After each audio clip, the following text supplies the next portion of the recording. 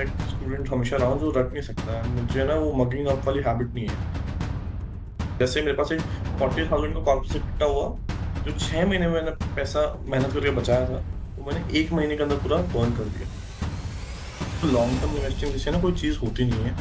ये बहुत एक कॉन्ट्रेरियन भी होगा। I don't know how many of your viewers would नहीं मिल रहा है, उसको ट्रेंड ही नहीं मिल रहा। ठीक है, तो चलेगा कैसे?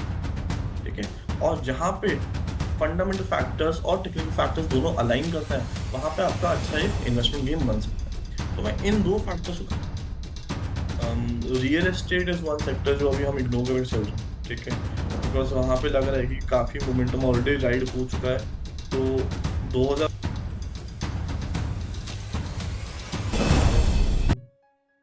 स्वागत है दोस्तों फिर से। मैं बंटी धीमान और आज मेरे साथ में है निखिल गुप्ता जी जो सीएफए हैं। और निखिल जी जयपुर राजस्थान से आज हमारे साथ में हैं। तो निखिल जी के बारे में मैं आपको बताना चाहूँगा। निखिल जी एक सीएफए हैं। निखिल जी स्टॉक मार्केट के ऊपर कंटेंट क्रिएट कर रहे हैं, इन्वेस्टिंग के ऊपर, ट्रेडिंग के ऊपर। तो निखिल जी से आज हम स्टॉक मार्केट के बारे में बहुत सारी नई बातें जानेंगे, बहुत कुछ नया सीखने को मिलेगा। तो इस पॉडकास्ट सीरीज को स्टार्ट करने से पहले निखिल जी आपका मेरी इस पॉडकास्ट सीरीज में बहुत बहुत स्वागत है। Thank you for inviting me. Thank you, thanks lot. Okay Nikhil ji, यहीं से मैं शुरुआत करना चाहूंगा। आपका इस स्टॉक मार्केट की जर्नी में कैसे आना हुआ? तो होता है ना कि हर इन्वेस्टर के बुल मार्केट में होता है, इंडिया में तो यही होता है। तो आई वाज इन कॉलेज, तो आई थिंक बात है 2015 2016 की। तो उस टाइम मोदी जी गवर्नमेंट में आए थे एंड इंडिया में एफडीआई का आना चालू हुआ था। तो 15-16 का वो टाइम था जहाँ पे मार्केट बहुत बूम कर रहा था। तो I had just started out in college. तो कॉलेज में ये डिस्कशन चलता था, "यार, ये स्टॉक ऊपर गया, ये चीज हो रही है ऊपर।" I did my college from Kirorimal college, Delhi university, economic honours कर रहा था। तो फाइनेंस से रिलेटेड काफी डिस्कशन कॉलेज में होता ही था। उससे एक क्यूरियोसिटी जनरेट हुई, क्या मार्केट एक्चुअली है, क्या चीजें हो कैसी रही है। तो वहीं से मैं थोड़ा मार्केट पे ध्यान देना चालू करा। And that is how I created my interest in the market at that time. Okay. और निखिल जी आपने सीएफए की है, तो सीएफए के ऊपर मेरा एक सवाल है। सीएफए एक काफी टफ और इंटेंस कोर्स भी होता है। तो आपकी इन्वेस्टिंग या इस कंटेंट जर्नी में इसने क्या रोल प्ले किया है? Yeah, I personally believe कि I think CFA has contributed a lot in my own personal journey.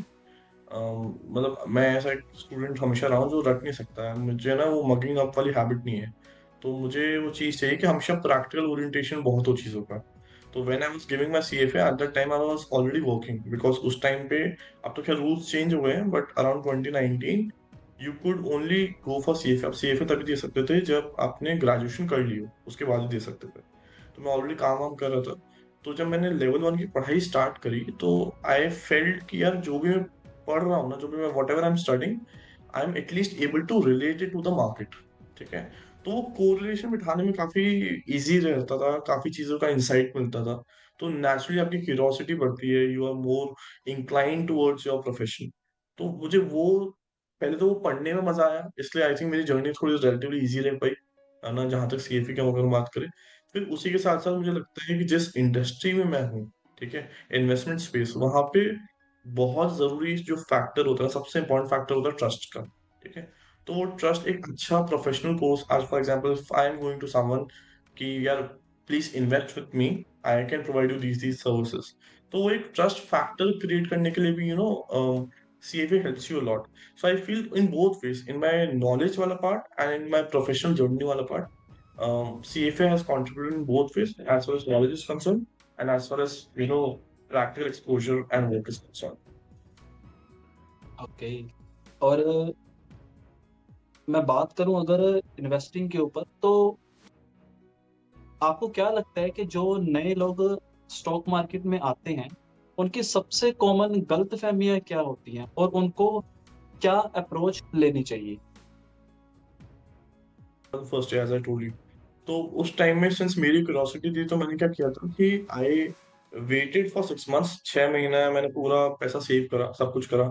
Internship internship घर से जो थोड़े बहुत पैसे आते थे, सब कुछ बचाया। And then I started investing in the market at that point itself कि जैसे मेरे पास एक 40,000 का कॉर्पोरेट इकट्ठा हुआ, जो 6 महीने में मैंने पैसा मेहनत करके बचाया था, वो मैंने 1 महीने के अंदर पूरा बर्न कर दिया। ठीक है, तो उसे एक चीज समझ में आई कि यार जितना हमें मार्केट आसान लगता है ना, शायद मार्केट उतना आसान नहीं है। ठीक है, सो पहली जो चीज सबसे इंपॉर्टेंट है इस मार्केट में जानने की, समझने की, कि यहाँ पे जित market is the most easiest place to make the most difficult money. ठीक है, या इस जगह पे पैसा बहुत आसानी से बन सकता है, बट आपको थोड़ा एफर्ट लगाना पड़ेगा। यहाँ पे उतना इजीली चीजें नहीं हो सकती। ठीक है, तो सबसे पहले इंपॉर्टेंट लर्निंग जो मेरी रही मार्केट को लेकर वो ये थी। दूसरी लर्निंग ये रही है कि जब आपको दो चीजें करना आ गया मार्केट में, पहला है लॉस बुक करना, ठीक है, और दूसरा है शॉर्ट करना। जब आप ये चीज सीख गए ना, that means you can solve any problem in the market, तब आप फिर कुछ भी सॉल्व कर सकते हो। तो आई थिंक ये सबसे इंपॉर्टेंट चीजें हैं जो कोई भी बंदा मार्केट में एंटर कर रहा है उसको पता होना चाहिए, कि जितना इन्वेस्टिंग को इजी दिखाया जाता है शायद उतना नहीं है। It requires a lot from you in terms of patience, understanding, you know, knowledge. पहली चीज, ये तीनों चीजें बहुत रिक्वायर्ड है। और दूसरा चीज है कि आपको you should know how to cut your losses. आप वो नहीं कर सकते तो मार्केट कब आपको खींच के ले जाएगा ना, आपको पता नहीं लगेगा। ठीक है, so it requires both piece. Okay. और आप लॉन्ग टर्म इन्वेस्टिंग के साथ-साथ में ट्रेडिंग भी करते हैं। तो एक बिगिनर के लिए ट्रेडिंग शुरू करने का बेस्ट अप्रोच क्या होनी चाहिए? क्या माइंडसेट और टूल्स चाहिए होते हैं? और अगर आप खुद की ट्रेडिंग स्ट्रैटेजी भी शेयर करना चाहें, तो वो किस तरह की होती है? थोड़ा वो भी आप शेयर कर दीजिए। ऑनेस्टली, सो मैं पर्सनली ये मानता हूँ कि देखो, एक तो लॉन्ग टर्म इन्वेस्टिंग जैसे ना कोई चीज होती नहीं है। ये बहुत एक कॉन्ट्रेरियन व्यू होगा, I don't know how many of your viewers would resonate with it, but मैं पर्सनली बहुत ये मानता हूँ कि there is no concept of long term investing. अगर सच में ऐसी लॉन्ग टर्म इन्वेस्टिंग होती, तो दुनिया का जो सबसे बड़ा आदमी है वॉरेन बफे, उसको जाके बोलो कि भाई अभी इन्वेस्ट कर, he himself is sitting in 2.8 billion dollars cash. तो वो इतना कैश में क्यों बैठा है? ठीक है, so ideally there is no concept of long term investing. जो आपको एक्चुअल में पैसा बना के देती है ना, that is directional trading, momentum investing, या फिर मार्केट सिनेरियोस। या तो आपको मार्केट सिनेरियो प्ले करना आता हो कि आप उतने लंबे समय का गेम खेल सको मार्केट में, पहली चीज, या तो वो कर सको, या फिर दूसरा है कि आप मोमेंटम इन्वेस्टिंग कर सको। अगर आप देखो, मार्केट में चार फैक्टर्स सबसे ज्यादा काम करते हैं: momentum, value, growth and volatility. ये चार फैक्टर्स है मार्केट चलता है। ठीक है, अगर आप इसका स्टैटिस्टिकल डेटा टेस्ट करो लास्ट 15-20 साल का, तो उसमें आप देखोगे इन चार फैक्टर्स में जो पहला फैक्टर, जो एक फैक्टर है जिसे हमेशा आउट परफॉर्म किया है, वो हमेशा मोमेंटम रहा है। तो अगर आपको बाकी चीजें समझ में नहीं आती बट आप मोमेंटम कैप्चर करना जानते हो, तो आप मार्केट में सर्वाइव कर सकते हो इससे। ठीक है, एंड इसी कॉन्सेप्ट पे मैं पर्सनली जो अपना पूरा सेटअप मैंने डिजाइन किया, वो इसी कॉन्सेप्ट पे किया। क्या फंडामेंटली कोई कंपनी कितनी भी अच्छी हो, बट अगर उसको मार्केट में मोमेंटम ही नहीं मिल रहा, उसको ट्रेंड ही नहीं मिल रहा, ठीक है, तो वो चलेगा कैसे? ठीक है, और जहां पे फंडामेंटल फैक्टर्स और टेक्निकल फैक्टर्स दोनों अलाइन करते हैं, वहां पे आपका अच्छा एक इन्वेस्टमेंट गेम बन सकता है। तो मैं इन दो फैक्टर्स को कंबाइन करके चलता हूँ। मैं केवल फंडामेंटल भी नहीं जाना पसंद करता, मैं केवल टेक्निकल भी जाना पसंद नहीं करता। मैं एक sort of techno fund approach use करना पसंद करता हूँ, जो मुझे मार्केट में एंट्री एंड एग्जिट दोनों में हेल्प कर सके। कि एक अच्छी जगह entry with a good momentum can help me make a good money in the market. ठीक है, तो इस फैक्टर में मोस्टली मैं काम करता हूँ। तो अगर मैं अगर आपको दिखाना चाहूँ, जैसे फॉर एग्जांपल अभी हम देखें तो मार्केट 2023 में रैली लेना चालू करा था टुवर्ड्स द एंड। 2023 के भी स्टार्ट में थोड़ा मार्केट इधर उधर ही चल रहा था। 2023 के टुवर्ड्स द एंड मार्केट में मोमेंटम लेना चालू करा, जो काफी लंबा चला। ठीक है, तो जैसे मेरी एक स्ट्रैटेजी में यूज करता हूँ ट्रेंड प्ले, अगर मैं आपको दिखा सकूं, if you can allow me. तो जैसे यहाँ पे हम देखें, ये मेरा पूरा सेटअप है जो मैंने कोड किया हुआ है इसके अंदर। ठीक है, तो अब ये स्ट्रैटेजी क्या करती है? So this strategy gives an insight कि मार्केट में आपको कब एंटर एग्जिट करना है। तो एक बार मैं इसको ओपन एंड पे प्ले करता हूँ।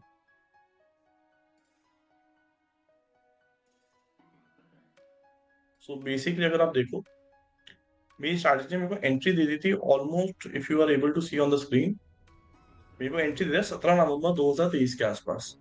यानी नवंबर 2023 में मेरे को मार्केट में एंट्री मिल चुकी थी कि मार्केट में यहाँ से एंटर करना है, यहाँ से मोमेंटम बन रहा है।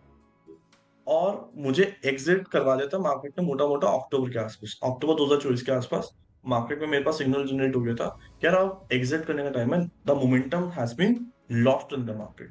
तो इससे क्या हुआ, जहां पे लोग अभी भी अपनी पोजीशन में फंसे हुए हैं ना, वहां पे आई हैव एग्जिटेड एंड मैं अपना पोर्टफोलियो क्लियर करके बैठ चुका हूं। तो एक बहुत ही बेसिक फैक्टर है, बट बहुत इंपॉर्टेंट है कि कब मार्केट में एंटर करना है, कब एग्जिट करना है, बहुत जरूरी है। एंड अगर मैं अक्टूबर में एग्जिट करके बैठा हूँ, तो अभी देख लो यहाँ से 6 महीने की वोलेटिलिटी है ना, मार्केट में हर कोई इधर उधर परेशान हो रहा है, but at least I am very much relaxed in my portfolio कि ठीक है, ये जो वोलेटिलिटी है पूरी मेरी अवॉइड। तो ये स्ट्रैटेजी वो इफेक्टिव वे प्ले करती है, और इससे क्या होता है, मुझे पता रहता है कि मार्केट में एंट्री एग्जिट कब मेंटेन करनी है। And I think as a trader और इन्वेस्टर हमारे लिए सबसे ज्यादा जरूरी यही चीज है कि मुझे एंट्री एंड एग्जिट का आइडिया रहे। और जो लॉन्ग टर्म इन्वेस्टिंग बात करता है ना, मैं पर्सनली ये मानता हूँ कि लॉन्ग टर्म इन्वेस्टिंग एक तरीके से हमें चूर्ण दिया गया है, ताकि जो रिटेल इन्वेस्टर है, भाई कोई माल बेचेगा तो कोई तो खरीदेगा ना। तो खरीदेगा कौन? वो लॉन्ग टर्म इन्वेस्टर वाले बंदा खरीदेगा, because it is just a thought which is being sold to us since ages. और ये वही चीज यहाँ पे हुई। तो okay. I always believe there is no concept of investing, long term investing, there is always a concept of momentum investing. जहाँ पे हमने मोमेंटम राइड करना सीख लिया, you are very much better off in the market. Strategy है, तो मैं कोई आपको इन्वेस्टमेंट एडवाइस नहीं दे रहा हूँ, या कोई आपको बोल नहीं रहा कि आप कैसे इन्वेस्ट करना चाहिए। You should consult your advisor for any sort of investing in the future. Okay. तो अच्छा, निखिल जी, 2025 की अभी मार्केट को देखते हुए आप किस सेक्टर या किस एसेट क्लास को रिटेल इन्वेस्टर्स को फोकस करने की एक सलाह देंगे? ये बोला, आई थिंक काफी सही क्वेश्चन है, काफी रेलेवेंट क्वेश्चन है। एंड मैंने मेरी इन्वेस्टमेंट जर्नी में रियलाइज करा है कि जो पैसा होता है ना, वो हमेशा सेक्टोरली मूव करता है। ठीक है, कि कभी किसी एसेट क्लास में जाता है, कभी किसी सेक्टर में जाता है, then it keeps moving across. तो अभी उस तरीके से अगर देखें तो मुझे मेटल्स एंड फाइनेंशियल सर्विसेज में काफी स्कोप दिखता है। ठीक है, इनफैक्ट हमने हमारे जो पर्सनल क्लाइंट पोर्टफोलियोज है, वहां पे भी एलोकेशन जो रखा था वो मेजरली अभी जो मूव करना चालू किया है लास्ट 2 महीने में, वो banking sector, financial service sector inside रखा है। अगेन ये कोई इन्वेस्टमेंट एडवाइस नहीं है, this is just how we are trading in the market. तो वहां पे अभी मेजरली पैसा मूव किया है। And soon little let's see बाकी सेक्टर्स कैसे इवॉल्व करते हैं। अभी थोड़ा कई सेक्टर्स मोमेंटम बिल्ड हो रहा है, but we are still waiting on the sidelines because volatility all time peak पे है, मतलब विक्स ऑलमोस्ट कोविड के लेवल पे जा चुका है। तो अभी बहुत कॉशियसली प्ले कर रहे हैं, तो we are just keeping it low and moving money on only selected sectors. Okay. अच्छा, ये तो हो गई कि किन सेक्टर पे फोकस करना चाहिए। क्या कोई ऐसा सेक्टर भी है जिसको इग्नोर भी करना चाहिए? और मेरे हिसाब से यार, ही मुझे लगता है personally, real estate is one sector जो अभी हम इग्नोर करके चल रहे हैं। ठीक है, बिकॉज वहां पे लग रहा है कि काफी मोमेंटम ऑलरेडी राइड हो चुका है। तो 2025 में तो एटलीस्ट वी आर स्टेइंग अब away from real estate sector. हाँ, बट हाउसिंग फाइनेंस कंपनीज जो है, उनमें हमारा काफी इंटरेस्ट है। एनबीएफसीज है जो हाउसिंग फाइनेंस करती है, उनमें हमारा काफी इंटरेस्ट है, उस सेक्टर साइड में काफी इंटरेस्ट है। बट हाँ, प्योर प्योर रियल एस्टेट की अगर बात करें तो उनमें we are avoiding it for now.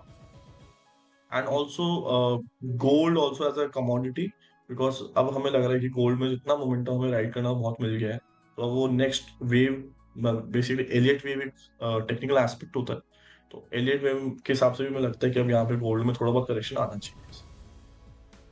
आपके गोल्ड की बात से मैंने एक क्वेश्चन भी रेडी किया हुआ है। आपके कंटेंट में gold versus stocks, bond versus equity जैसे कंपैरिजन होते हैं। तो आप पर्सनली एक लॉन्ग टर्म इन्वेस्टर के लिए अगर कुछ कहना हो तो एसेट एलोकेशन कैसे अप्रोच आप करते हो? ऐसा होगा कि इवन लॉन्ग टर्म इन्वेस्टर का इन्वेस्टर फॉर जनरल, देखो, हम बहुत एज अ ह्यूमन ना, एवरीवन इज सेम। जो आज मुझे फील होता है वो शायद आपको फील होगा, वो किसी और को भी फील होगा। एंड प्रॉफिट सबको अच्छा लगता है, वो मुझे भी अच्छा लगेगा, वो बंटी जी को अच्छा लगेगा, वो सबको अच्छा लगेगा। पर लॉस को देखना नहीं चाहता अपने बुक्स में। ठीक है, तो इट इज वेरी इंपॉर्टेंट कि आपका डाइवर्सिफिकेशन किया हुआ हो इन योर पोर्टफोलियो। बिकॉज जहां पे आपको एक जगह लॉस है, एक जगह प्रॉफिट है, एटलीस्ट दिल को तसल्ली रहती है, ठीक है, मूल जितना लगा उतना तो बचा। बट अगर मैंने पूरा ही पैसा एक जगह फूक दिया कि हाँ नीचे जाते हुए फिर मेरे को दुख हो रहा है, तो वो तो बिल्कुल एक अच्छा इन्वेस्टमेंट बिहेवियर नहीं होगा। सो मैं जनरली सजेस्ट ये करता हूँ कि आप 50-30-20 रूल फॉलो करो, सबसे पहले इन्वेस्टमेंट के लिए। कि भाई 50% जो मैं अपने इनकम का कमा रहा हूँ वो मेरे बेसिक खर्चों में जाने ही जाने, 30% मेरी जो नीड्स उनमें जाएगा, 20% है मैं अपने इन्वेस्टमेंट के लिए पैसा यूज करूंगा। तो मेरी जो भी एनुअल इनकम या मंथली इनकम होगी इसका 20% मैं इन्वेस्ट करूँ। अब उस इन्वेस्टमेंट में भी बहुत जरूरी है कि आप उसको भी डाइवर्सिफाई। आज मैं बोल दूं कि आप सब लॉन्ग टर्म इन्वेस्टर बन के पूरा पैसा इक्विटी में झोंक दो, 10 साल देखो मत, ये बहुत फुलिश एडवाइस है। जहाँ पे कोई भी इन्वेस्टर 15-20% का ड्रॉडाउन देखता है ना, वो जैसे लॉन्ग टर्म इन्वेस्टर का शॉर्ट टर्म इन्वेस्टर बन गया पैसा निकालता है, पता नहीं लगता। अभी आप इसका एग्जांपल देखो, इंडिया में कितनी लाखों करोड़ की एसआईपी बंद हुई है इस टाइम पे। उसका रीजन यही है कि वो जितने लॉन्ग टर्म इन्वेस्टर बन के आए थे, मार्केट ने एक वोलाटिलिटी का झटका दिया, वो सबके सब बाहर हो गए। और ये बहुत कॉमन ह्यूमन बिहेवियर है, ठीक है। तो इसलिए बहुत जरूरी है कि आप अपने पोर्टफोलियो को डाइवर्सिफाई करके चलो।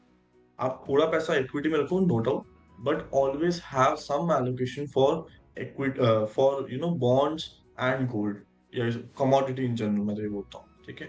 बिकॉज एटलीस्ट क्या होगा, जहां पे इक्विटी अंडर परफॉर्म कर रही होगी, वहां पे आपको बॉन्ड या सेक्टोरल एलोकेशन गोल्ड वगैरह का, ये आपको थोड़ा सा कहीं ना कहीं स्पेस प्रोवाइड करेगा, ब्रीदिंग स्पेस प्रोवाइड करेगा।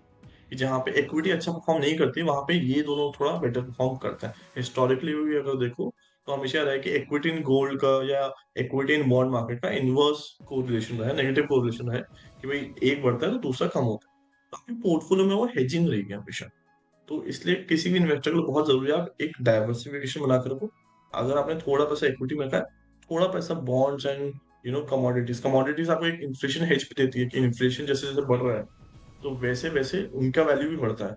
तो वो आपको एक इन्फ्लेशन हेज भी देगा एंड साथ साथ आपका पोर्टफोलियो डाइवर्सिफाई भी रखेगा। तो जो बुरे समय है वहां पे वो आपको एक थोड़ा सा सेफ गार्ड देगा। I think diversification is a very important tool, putting all your money into one basket is a foolish thing to do. And okay. I go as high as, even तो मैं market का बंदा हूँ, मैं ये भी बोलता हूँ कि जो लोग एफडी करते हैं, एफडी भी अच्छी चीज है। ये कोई वो जो इंस्टाग्राम पे रील्स में बेचते नहीं लोग कि एफडी तो बकवास चीज है, 7% मिलता है, ये परसेंट मिलता है। You should have some allocation to fixed assets, चाहे वो बॉन्ड्स के फॉर्म में हो, चाहे एफडीज के फॉर्म में हो, किसी भी फॉर्म में, जो आपको एक सेफ्टी नेट हमेशा हर मार्केट चैनल में देके चलो। ये बिल्कुल ये टाइम के ऊपर भी डिपेंड हो जाता है कि हम हमारे पास जो फंड पड़े हैं कितने टाइम के लिए हमारे पास वो अवेलेबल है। Sir short term. इसमें sorry to cut you in, but इसमें एक्चुअली पता है चीज क्या है, मतलब मैं वही जो चीज कह रहा हूँ कि टाइम का देखो उससे फैक्टर ये रहता है कि आज मान लो आपने बोला कि मैं 10 साल के लिए इन्वेस्ट करने आ रहा हूँ। मैं तो I am investor, I am long term investor, जो हम वर्ड यूज करते हैं। और यहीं पे आपने एक फंड में इन्वेस्ट करा, और वो फंड में लेट से करेक्शन चालू हुआ, मार्केट में करेक्शन चालू हुआ। मार्केट में अगर लेट से अगर 20% करेक्शन आ रहा है, आपके फंड में 30% करेक्शन आ गया, या 35% करेक्शन आ गया फॉर दैट मैटर, लेट से। जब कोई इन्वेस्टर 30% का ड्रॉडाउन देखता है ना सर, तो वो जो लॉन्ग टर्म इन्वेस्टर था ना, वो कब शॉर्ट टर्म इन्वेस्टर वाली साइकोलॉजी बनाने लगेगा, उसको खुद को पता नहीं लगेगा। बिकॉज वही मैं कह रहा हूँ ना, आप और हम सब सेम है, किसी को वो लॉस अच्छा नहीं लगता मुझसे। So every one shall start getting uncomfortable कि अरे यार ये क्या हो रहा है मेरे साथ, या ये क्यों हो रहा है मेरे साथ, ठीक है। मैं तो इतना तो मार्केट इतना नीचे जाता है, मैं तो फर्स्ट टाइम देख रहा हूँ। अगर आप अभी डेटा भी देखो, एक बहुत यूएस के इन्वेस्टर आए, फॉरगेटिंग हिज नेम, उन्हें बड़ी इंटरेस्टिंग चीज बोली। उन्होंने ये बोला कि इंडिया में इस टाइम पे 60% ऑफ द इन्वेस्टर्स जो आए हैं, जो नए इन्वेस्टर आए हैं, जो इन्वेस्टर्स आए हैं, सॉरी, जो डीमैट अकाउंट खुल रहे हैं, वो कौन है? वो सारे नए इन्वेस्टर्स जिन्होंने मार्केट साइकिल नहीं देखी है। उन्होंने 2017-18 का मार्केट नहीं देखा है, जहाँ पे मार्केट रिटर्न ही नहीं दे रहा था। उन्होंने 2019 का स्लम्प नहीं देखा मार्केट में, जहाँ पे कंपनियां लिस्ट हो रही थी, आईपीओ निकाले थे, बट आईपीओ में रिटर्न्स नहीं मिल रहे थे इन्वेस्टर के। उन्होंने मार्केट ही 2020-21 का देखा, जहां से मार्केट ने अंधी रैली दी है। एक एक मार्केट साइकिल इस बीच में हमने खराब देखी है 2020 से, वो है 2022 का साल, जिसमें भी निफ्टी ने 4% रिटर्न दिया। तो असेंशियली अगर देखा जाए तो किसी भी इन्वेस्टर ने नेगेटिव मार्केट साइकिल देखी नहीं। ये तो फर्स्ट टाइम अब हो रहा है 2025 में जाके, जहां पे इन्वेस्टर ने देखा है कि अच्छा है मार्केट का एक नेगेटिव साइड भी होता है। तो इसलिए मैं ये बोलता हूँ कि जो भी लॉन्ग टर्म इन्वेस्टर वाली जो चीजें, ऐसा कुछ नहीं होती है। जहां पे इन्वेस्टर को बोल दिया कि भैया रिटर्न नहीं आ रहे हैं, तो वो नहीं रुक पाएगा उस साइड, एंड वो हैंडल नहीं कर पाएगा। तो टाइम होराइजन वाली बात आपकी सही है कि भाई कितना समय आप लेके चल रहे हो, but I have been in the industry for some years now, जितना मेरा एक्सपीरियंस है, मैंने हमेशा देखा है वो इन्वेस्टर कब साइकोलॉजी चेंज करता है ना, वो it depend on the market. जब सब हरा हरा होता है तो सब बोलते हैं हाँ सब हरा हरा है, बट जैसे एक तेज आंधी या बाढ़ आई ना, वो सब साफ हो जाता है। तो इट डिपेंड्स, इसलिए मैं हमेशा बोलता हूँ कि डाइवर्सिफिकेशन से थी, लॉस बर्दाश्त करने की कैपेबिलिटी हर किसी की नहीं होती। ठीक है, मे बी आप कर सकते हो, मे बी कोई और कर सकते हो, but not every investor at large can do it. तो इसलिए have diversification, invest only that amount जो आप शांति से रात को इसको लेके सो सकोगे। ठीक है, मैंने इतना इन्वेस्ट किया, I am not worried. At the same time I have diversified my investment.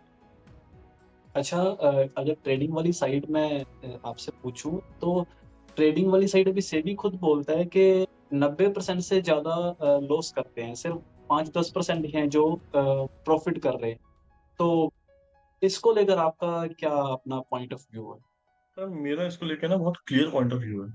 Trading उन लोगों के लिए नुकसानदेह है जो आज करेंगे वो कल बंद कर देंगे। देखो, आज आप बिजनेस कर रहे हो, लेट्स से आप पॉडकास्टिंग में हो, आप कोई और बिजनेस भी करते हो, ठीक है, या इन जनरल हम कोई भी बिजनेस करते हैं, हमें उस बिजनेस को 2 3 4 साल देने पड़ता है ताकि वो एक सस्टेनेबल रेवेन्यू आपको देने लगे। ट्रेडिंग में क्या होता है ना, ट्रेडिंग में लोगों की आदत है, लोग घुसते हैं, अकाउंट एक बार में पूरा उड़ा देता है, और फिर बोलता है अरे यार मार्केट तो बेकार चीज है, मैनिपुलेट होता है, फलाना होता है, ढिमकाना होता है। वो क्यों बोलते हैं? बिकॉज उन्होंने इसको एज अ प्रोफेशन लिया ही नहीं, है ना। आपको ट्रेडिंग को भी एज अ प्रोफेशन सोच के ही करना पड़ेगा कि आज आपने स्टार्ट करा है, आपका ये सेटअप है, उस सेटअप को मैं स्टिक करूंगा और उस सेटअप को मैं 2 3 4 साल फॉलो करूँ। जब तक आप वो चीज स्टैब्लिश नहीं करोगे, आप ट्रेडिंग में पैसा नहीं कमा सकते। Because just like every business, इसमें अप्स एंड डाउन तो हो गए। बिजनेस आदमी कर रहा है तो एक बड़े अपसाइड के लिए खेल रहा है, तो जब आप बड़े अपसाइड के लिए खेलो तो रिस्क भी बड़ा रहेगा। पर आप उसमें फिर ये नहीं कर सकते कि नहीं आज मेरा काम अच्छा नहीं चला तो मैं कल दुकान बंद करके जा रहा हूँ। आपको आपकी मार्केट में स्टे करना पड़ेगा। अब बहुत छोटा एग्जांपल ये है कि जैसे फॉर एग्जांपल कई इन्वेस्टर्स हैं जो मेरे, जो 2019 से पहले के हैं, 18 से पहले, 2020 से पहले के हैं। Now they have made the highest returns the market for a very simple reason, because जब मार्केट में आंधी आई तो भी वो खड़े रहे। तो वो टिकना पड़ता है आपको। ठीक है, मार्केट में पैसा बनाने के लिए आप 1 साल 2 साल में अगर बोलो कि नहीं यार ट्रेडिंग बेकार है, बंद कर दूंगा, ऑब्वियसली आप पैसा नहीं मिल सकता। और वही रीजन है कि लोग पैसे गवा के जाते हैं। फिर सबसे बड़ी चीज जो मैंने स्टार्टिंग में बोली, लोगों को लॉस काटना आता ही नहीं है देश में। कि स्टॉक में घुसेगा ट्रेडिंग के लिए, लॉस बढ़ने लगा, इन्वेस्टर होंगे उस स्टॉक के, और वो फिर स्टॉक पड़ा हुआ है जीवन भर आपके। तो लॉस काटना जब तक नहीं आएगा, ये इंडस्ट्री उस आते नहीं है। लॉस काटना अगर आपको आता है तो ही आप ट्रेडिंग कर, एंड एक सिस्टम अगर आप फॉलो कर सकते हो। अच्छा निखिल जी, किसी को अगर इस ट्रेडिंग जर्नी में आना हो तो एक बिगनर के लिए कितने फंड से उसको अपनी इस ट्रेडिंग जर्नी को स्टार्ट करना चाहिए, और इसी के साथ में रिस्क को भी कैसे मैनेज किया जाना चाहिए? आप अपनी ये भी रिस्क मैनेजमेंट की कोई स्ट्रेटजी है तो बिल्कुल वो भी आप बिल्कुल शेयर कर सकते हैं। यार, ये बहुत बहुत बहुत इंपॉर्टेंट क्वेश्चन है कि कितने कैपिटल के साथ आप स्टार्ट करो। देखो, अगर आप ट्रेडिंग कर रहे हो, ठीक है, मैं बोलता हूँ अगर आप ट्रेडिंग करके आप एम रखो कि मुझे मेरे कैपिटल का 2 से 3% as a return every month कोशिश करनी है निकालने की। ठीक है, ऐसा नहीं है कि आप हर महीने 2 से 3% निकाल पाओगे, बट ठीक है, this is something you should aim for. तो 1 1.5% भी आप निकाल रहे हो तो दैट इज गुड इनफ। ठीक है, तो अगर उस हिसाब से हम उल्टा जाते हैं, तो आज मेरे को महीने की कम से कम भी अगर ट्रेडिंग से 50,000 से लाख रुपए तक की इनकम करनी है, तो एटलीस्ट मेरा जो कैपिटल होना चाहिए, मैं मिनिमम साइड कर रहा हूँ, कम से कम 30 लाख से 50 लाख का कैपिटल होना चाहिए खुद का, जिससे मैं ट्रेडिंग कर सकूँ। ठीक है, मैं यहाँ पे ऑप्शंस ऑप्शंस की बात नहीं कर रहा। कोई अगर ऑप्शन का धुरंधर हो, वो भाई अलग लेवल का पैसा कमा रहा हो, अलग बात। मैं एक जनरल इन्वेस्टर या जनरल ट्रेडर के पॉइंट पीओवी से बात कर रहा हूँ। तो 30 to 50 lakh is the capital ideally जिससे आप स्टार्ट करो। उससे आप अगर 1 1.5% 2% निकाल पा रहे हो महीने का, then you are able to earn a decent income. मैं नहीं कहता बहुत अच्छी इनकम, एक डिसेंट इनकम बना सकते हो। ठीक है, and at the same time बहुत इंपॉर्टेंट एस्पेक्ट, इसको धंधे के साथ ट्रीट करो। जहाँ पे आपको लॉस काटना है उसका लॉस काटना है, एक proper risk management system set करके करो। जैसे फॉर एग्जांपल अगर मैं वापस मैं स्क्रीन को शेयर करूँ, मैं शेयर दिखाता हूँ।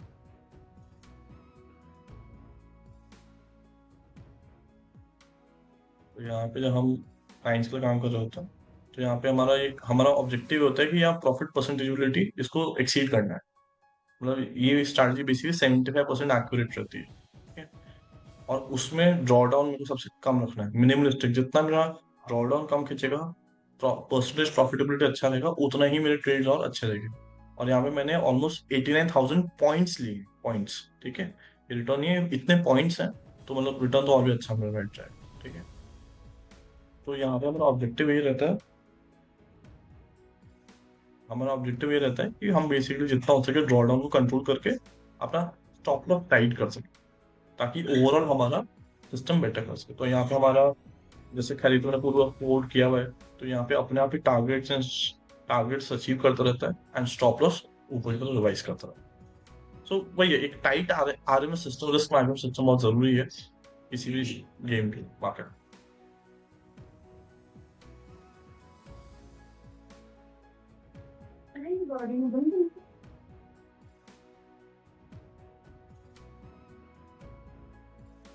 अच्छा निखिल जी, आपके इंस्टा के बायो में मैंने देखा, उसमें आपने पूंजी मित्र, पूंजी विद्या के नाम पर उसमें हाइलाइट्स डाल रखे हैं। तो जानना चाहूंगा वो क्या चीज है, उसके बारे में थोड़ा सा बताइए। सो बेसिकली मेरे दो बिजनेस वेंचर्स हैं, ठीक है। एक का नाम है पूंजी मित्र। सो पूंजी मित्र के थ्रू जितना भी इन्वेस्टमेंट वाला जो हमारा पार्ट रहता है, जो हम क्लाइंट्स के पोर्टफोलियो मैनेज करते हैं, एल्गोस रन करते हैं, ये जो जितनी भी चीज होती है, ये सब पूंजी मित्र साइड में होती है। और मैंने खासकर एक चीज देखी है कि इंडिया में फाइनेंशियल लिटरेसी एक बहुत बड़ा चैलेंज है।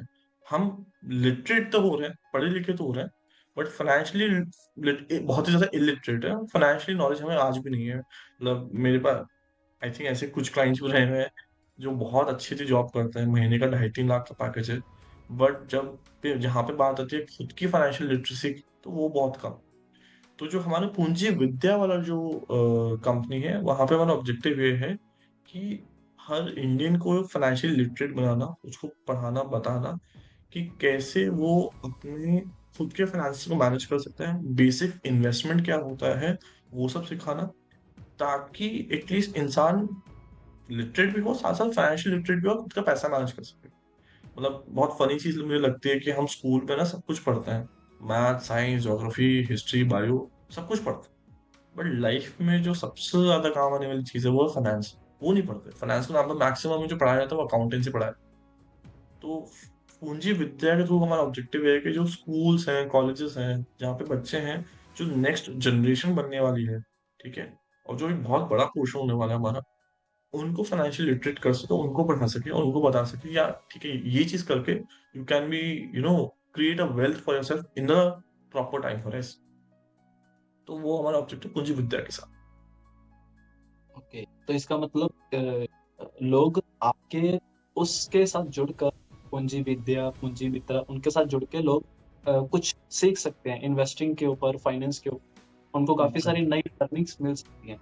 तो मैं पूंजी मित्र के थ्रू अपना पोर्टफोलियो मैनेज कर सकते हैं हमारे साथ, ठीक है, और विद्या के थ्रू वो फाइनेंस के बारे में सीख सकते ओके, तो मैं व्यूअर्स को ये बात बताना चाहूँगा, आप अगर निखिल जी के साथ कनेक्ट करना चाहें, तो लर्निंग पर्पस के लिए, सीखने के लिए या जिस भी तरह से, तो मैं निखिल जी के इंस्टाग्राम के उन पेजेस का, चैनल का लिंक डिस्क्रिप्शन में लगा दूंगा। अच्छा निखिल जी, मैं पूछना चाहूँगा, आप आप एक कंटेंट भी क्रिएट कर रहे हैं, साथ में अपना काम भी कर रहे हैं, सीएफए आपने की है, तो थोड़ा सा आपका डेली रूटीन के बारे में जानना चाहूंगा, आपका डेली का रूटीन क्या है? हैं। यार मैं ना, ये मुझे बहुत बार लोग बोलते हैं कि बहुत चीजें एक साथ कर रहे हो तो मैनेज कैसे होता है, ठीक है। तो मैंने क्या करा हुआ है, हैव लर्न वन थिंग, कि जो चीजें मैं नहीं कर सकता या जिन चीजों में मैं बहुत एफिशिएंट नहीं हूँ, वहां पे मैं किसी और इंसान को रखूँ मेरी जगह, जो उसको और ज्यादा एफिशिएंटली कर सके। So for example, I am not very good at editing. जैसे जो सोशल मीडिया का एडिटिंग हो गया या कंटेंट वाला पार्ट हो गया, वो मैं कम समझता हूँ, ठीक है। तो उसके लिए I have design one team, I have cut one team जो मेरे को इन सब चीजों में हेल्प करती है। मेरा काम होता है शूट करना, मैं शूट करता हूँ, कंटेंट देता हूँ, इट गेट्स एडिटेड, अपना फीडबैक जो भी होता है वो देता हूँ, एंड देन वो टीम वो पूरा हैंडल करती है। साथ ही साथ जो हमारी विद्या वाली टीम है, that helps me with respect to you know the education वाले चीजें जितनी हैं, कि कहाँ पे क्लासेस होनी है, कैसे होनी है, वो स्केड्यूलिंग, बहुत सारे मेंटर फीडबैक जो भी काफ़ी जो एक बिज़नेस में चीज़ें होती हैं, वो सारी। तो what I have done, I have kept things as per the work which is there, which helps me be more efficient in my own work. And as you know, any other investor, I usually start off my day early. So I start off by 7 a.m. in the morning. So 7 a.m. tak I get ready. I start getting ready and everything. By 9 a.m. I hit the office. 9 to 3:30 my hours are fixed. I dedicate the time towards the market. उस time में जो भी clients portfolio trading whatever this there happens. Then from 3:30 to 4 I take a break, a small break, have my lunch and take some rest. Then from 4 to 7 I take mentorship sessions with the student, either for CFA, either for trading, whatever. So उनके sessions लेता हूँ. Then from 7 to 8 again a mentorship session, or I sit with my developers on the algos part. And it goes from 7 to 8 or 7 to 9 जितना 1-2 घंटा जितना रहता है. Then 9 by 9 I come back home. So around आधे एक घंटा खाना वाना खा के. Then from 10 to 12 I again do back testing and everything, because I see my objective is that my whole day is centered around the markets or discussion around the market. So it sounds very hectic, but I generally enjoy the process. So from 7 till late till 12, so all the time is dedicated towards market, with more of time going towards either mentorship or testing strategies, all those things. Okay. और निखिल जी, आप खुद लोगों की help कर रहे हैं, उनको सिखा रहे हैं, तो आपका अपना लर्निंग सोर्स क्या है? आई थिंक यार मेरे को तो ये बहुत इंटरेस्टिंग चीज थी। तो मुझे पर्सनली लगता है कि when you are teaching someone, तो कई बार ऐसा होता है कि आपको एक थर्ड पर्सन पीओवी नहीं मिल पाता चीज़ों का। जैसे for example if you are doing something repetitively, तो क्या होता है ना कहीं आप उसमें कंफर्ट जोन में चले जाते हो psychologically, which you don't realise. होता है, मतलब I think this is something which can happen in any profession. तो once you are teaching someone something, तो क्या होता है, it allows you to see things from more macro view. तो मुझे लगता है कि वो एक तो वो बहुत इंसाइटफुल और यूजफुल रहता है मेरे लिए, कि वो कभी कभी वो बहुत इंसाइट देता है। And plus when you keep meeting other people, your students who are doing something on the same lines, तो they also come with certain different insights. तो वो एक कोलैबोरेटिव लर्निंग वो बहुत हेल्प करती है। Plus what I do is I always, जैसे for example मैंने जो 7 to 9 का मेरा टाइम रख रखा है, which is towards key developments on algos है वो सब। तो वो बहुत की टाइम रहता है when I sit with my development team and उनके साथ बैठ के we keep having discussion every day on the same strategies that we are doing or some other strategy that we want to make। तो वो 2-3 घंटे वो बहुत important hours रहते हैं, बिकॉज वो जब तक नॉलेज ट्रांसफर नहीं होता है तो things can not be develop. तो वो टाइम मैं ऐसे यूज करता हूँ। एंड फिर रात का जो मेरा टाइम होता है 10 to 12 का, that is also the time I develop in researching more strategies, या फिर कोई किसी ने क्या स्ट्रैटेजी बनाई है उसको और कैसे इनोवेट करके we can make it better. I think that is how learning can happen. So 4-5 hours in a day I usually keep for my own learning also। Okay. अच्छा, मैसेज जो बिगिनर हैं या जो ऑलरेडी मार्केट में काम कर रहे हैं, उनके लिए आपका कोई एक मैसेज क्या होगा? यार मैसेज एक बहुत इंपॉर्टेंट मेरा लोगों के लिए यही होगा, दैट ट्रस्ट द मार्केट्स। एक मेरे को बहुत अच्छी लर्निंग जो मेरे मेंटोर ने दी थी वो थी, बिलीव व्हाट यू सी। ठीक है, तो जो आप स्क्रीन पे देख रहे हो उसको बिलीव करना चालू करो। वो बहुत इंपॉर्टेंट है, that you should believe what you seeing on the screen and trust it. ठीक है, डोंट यूज योर बायसेस उस प्रोसेस में, क्योंकि अगर आप वो बायस लेके आओगे तो जैसा भी ये जो अक्टूबर से अभी तक हुआ है मार्केट में, वो आपके साथ भी हो सकता है। ठीक है, so believe what you seeing on the screen, follow it, and if you feel that okay, I am not able to do that, मुझे वो प्रोसेस बनाने में दिक्कत आ रही है, so I am very much willing to help anyone. ठीक है, जो मार्केट्स को लेके सीखना चाहता है, जानना चाहता है, तो मैं पर्सनली बड़ा इंटरेस्टेड रहता हूँ उसमें। इनफैक्ट मैंने पूरा एक प्लेलिस्ट पूरी बना के यूट्यूब पे डाल दिया, फ्री ऑफ कॉस्ट। मतलब मेरा कोई कोर्स बेचने का कोई प्लान नहीं है किसी को। ठीक है, so you can go and watch that, who those who want to learn about the market, and you can reach out to me anytime with respect to anything on the market। मतलब see, I have decided, I am 28 now, my life and everything is totally dedicated towards the market. So next 30, 40, 50 years, no matter how many times, how many years ahead I work, is going to be associated only with the financial market. So मेरे को बड़ा मजा आता है बात करने इन चीजों को लेके. तो ओके, yeah, बहुत I'm बढ़िया। more than happy to help out.